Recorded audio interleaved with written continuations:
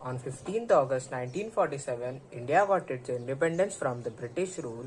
It was like a new era for all our Indians, from one of the poorest countries in the world to the fifth largest economy, and is on its way to become a global superpower. I am Kushal Govle.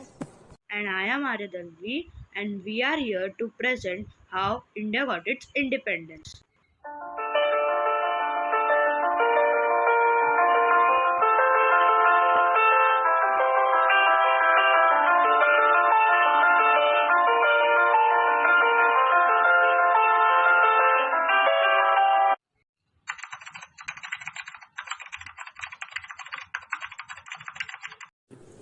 The East India Company came to India as traders on 24th August 1608 at the port of Surat. The first conquest was in Bengal in 1756 and later on conquered the whole subcontinent. British ruled India very harshly and treated Indians as their slaves. This led to the First War of Independence in 1857.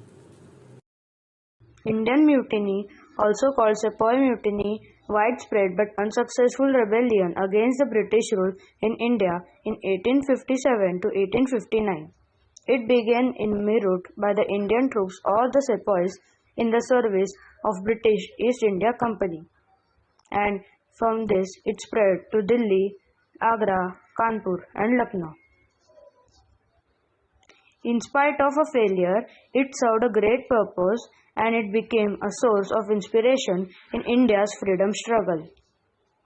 The Queen's proclamation showered many promises in 1858 AD. The government service was promised irrespective of caste, religion, and on the basis of merit only.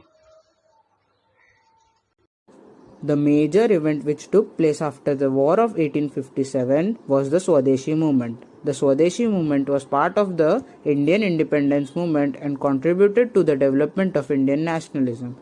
After partition of Bengal, Swadeshi movement was formally started from Town Hall of Kolkata on 7th August 1905 to boycott foreign goods and relying on domestic production.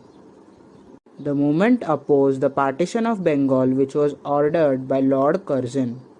The movement was further strengthened by Mahatma Gandhi when he took a pledge to boycott foreign goods by burning 1,500 English cloths at Elphiston Mill.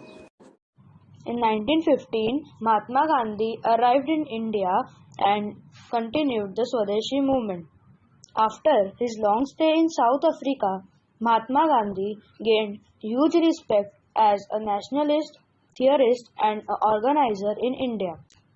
He was invited by Gopal Krishna Gokhale, who was a senior leader of the Indian National Congress, to join the Indian national movement against the British rule. Mahatma Gandhi returned to India and Gokhale thoroughly guided him about the prevailing political situation in India and also the social issues of the time.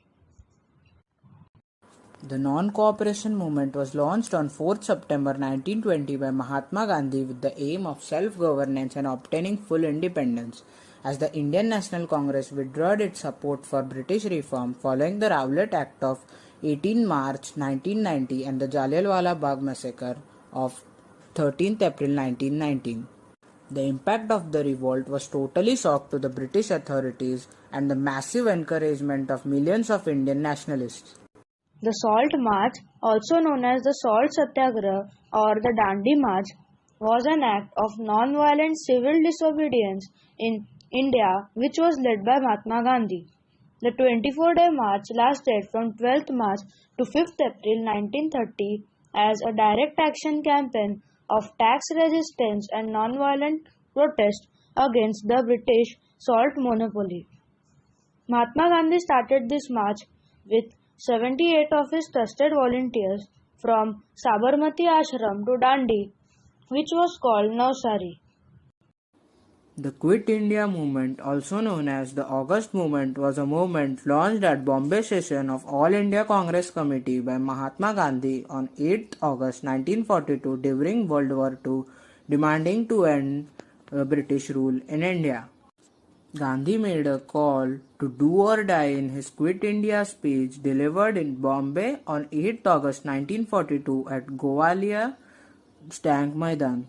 The All India Congress Committee launched a mass protest demanding what Gandhi called an orderly British withdrawal from India. After so much of struggle, finally on 15th August 1947, India got its independence from the British rule.